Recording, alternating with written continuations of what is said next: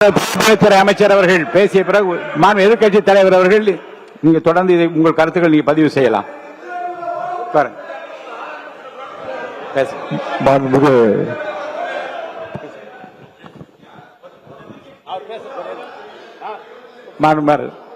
உறுப்பினர் மாண்புமிகு பேரவைத் தலைவர்களே,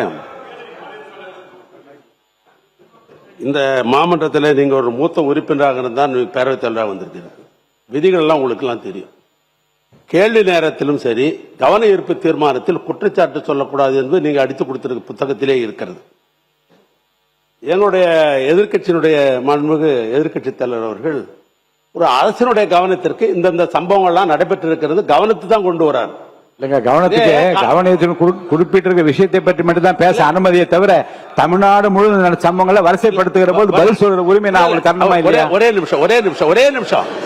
ஆனால் எங்கள் குற்றச்சாட்டு சொல்லக்கூடாது, விதி புத்தகத்தில் தான் சொல்றேன். அவர் ஒரு கவனத்துக்கு கொண்டு வர்றார். காவல்துறையில நாங்க ஒரு கேள்வி கேட்டு அப்பொழுது அமைச்சர் அவர்கள் பதில் கூட சொல்லலாம். ஆனா கவன ஈர்ப்பு தீர்மானத்திலோ அல்லது ஒத்திவைப்பு தீர்மானத்தில் அரசாங்கம் விளக்கம் தான் தரணும் மொழியை நான் கேட்கிற கேள்விக்கு நீங்க சொல்றோம், நாங்க எதிர்குற்றச்சாட்டு சொல்றோம் அப்படி என்பது இதுவரைக்கும் விதி மரபுகள் அல்ல. அதை நீங்க கடைபிடிக்கணும் நான் கேட்டுக்கொள்கிறேன். இப்ப நம்முடைய பொதுப்பணித்துறை அமைச்சர் சொன்னதற்கு எங்களுடைய எதிர்கட்சி தலைவர் அவர்கள் இப்பொழுது பதில் சொல்வார். மாண்பு எதிர்கட்சி தலைவர்கள். மாண்பு பேரவைத் தலைவர்களே, கடந்த ஒரு வார காலமாக தமிழ்நாட்டில் என்னென்ன சட்ட ஒழுங்கு பிரச்சனை, போதைப் பொருளால எத்தனை கொலைகள் நடந்திருக்கு அப்படிங்கிறது நான் மட்டுமல்ல, இங்க இருக்கக்கூடிய அனைத்து கட்சி தலைவர்களும் இந்த அரசனுடைய கவனத்திற்கு நாங்க எடுத்துட்டு வந்தோம். தவிர அதற்கு நீங்க இது வரைக்கும் எந்த அமைச்சரும் அதற்கு சரியான பதில் சொல்லவே இல்லை.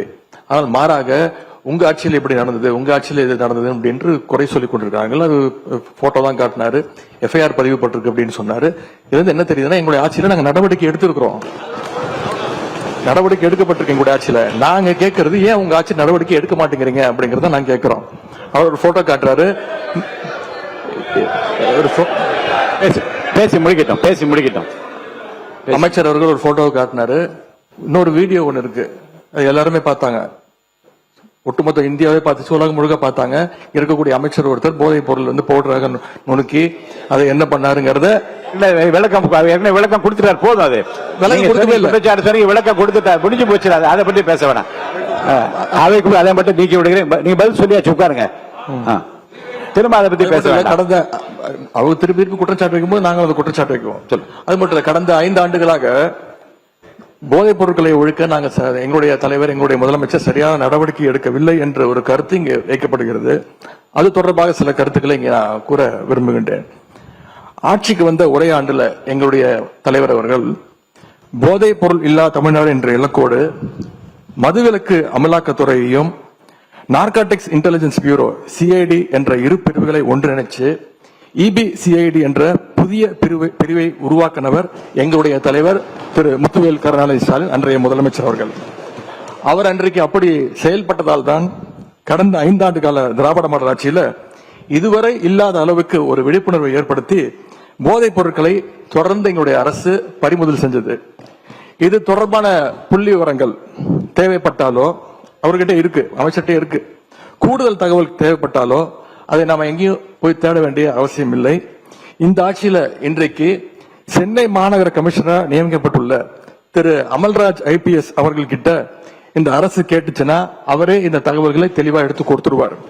ஏன்னா அவர் தான் இன்னைக்கு கமிஷனர் இருக்கிறாரு. இந்த EBCID பிரிவை தலைமையேற்று நடத்தியவரும் அவர் தான். அவர்கிட்ட கேட்டா கரெக்டா சொல்வாரு, எத்தனை டன் கஞ்சாவை பறிமுதல் பண்ணோம், எத்தனை பேரை நாங்கள் கைது செஞ்சிருக்கிறோம், சிறப்பு புகார் எண்கள் எத்தனை அறிவிச்சோம், விழிப்புணர்வு நிகழ்ச்சிகள் எல்லா டேட்டாவும் அவர்கிட்ட இருக்கு.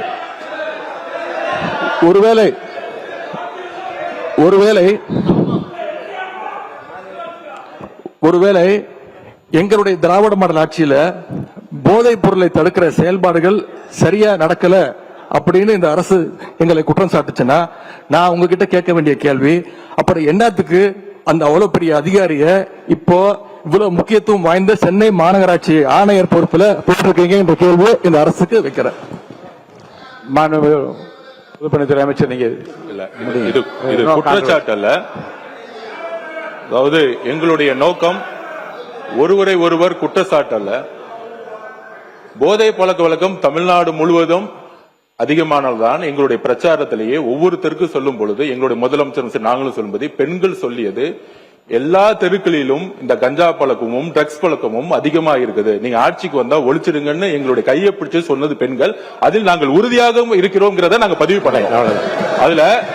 அதுல ஒரே ஒரு கேள்வி மாண்புமிகு எதிர்கட்சி தலைவருக்கு, நான் இன்னும் முடிக்கல, நான் முடிச்சிடறேன். அவர் கேட்ட ஒரு கேள்விக்கு அவர் சொன்னாரு ஆன்டி ட்ரக்ஸுக்கு எதிராக நாங்க தனியா நடவடிக்கை எடுத்தோன்னு.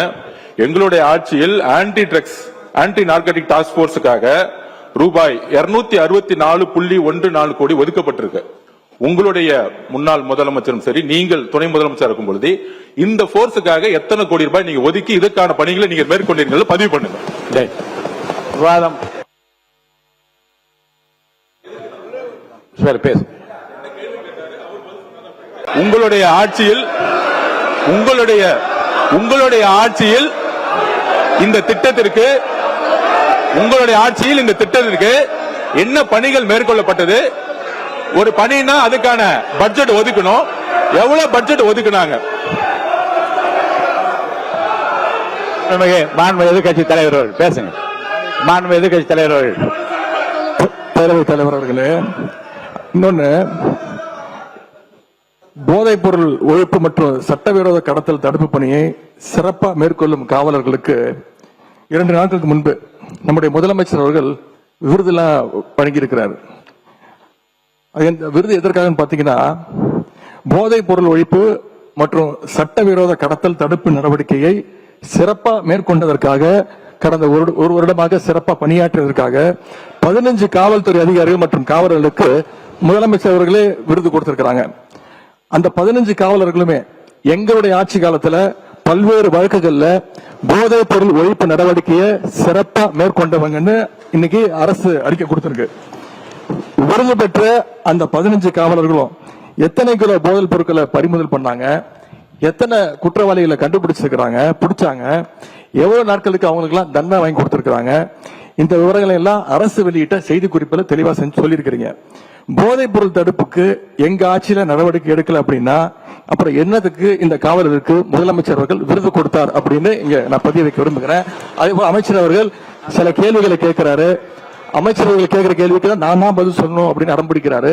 இன்னைக்கு நானு நம்முடைய அனைத்து கட்சி தலைவர்கள், எதிர்கட்சி தலைவர்கள்லாம் இன்னைக்கு இந்த என்ன சட்டம் ஒழுங்கு சம்பந்தமா பேசிட்டு இருக்கிறோம். அந்த சம்பந்தப்பட்ட அமைச்சர் இங்க இருக்கிறாரு, அவர் ஏன் இப்ப பதில் சொல்ல மறுக்கிறாரு என்பதை நான் கேட்க விரும்புறேன்.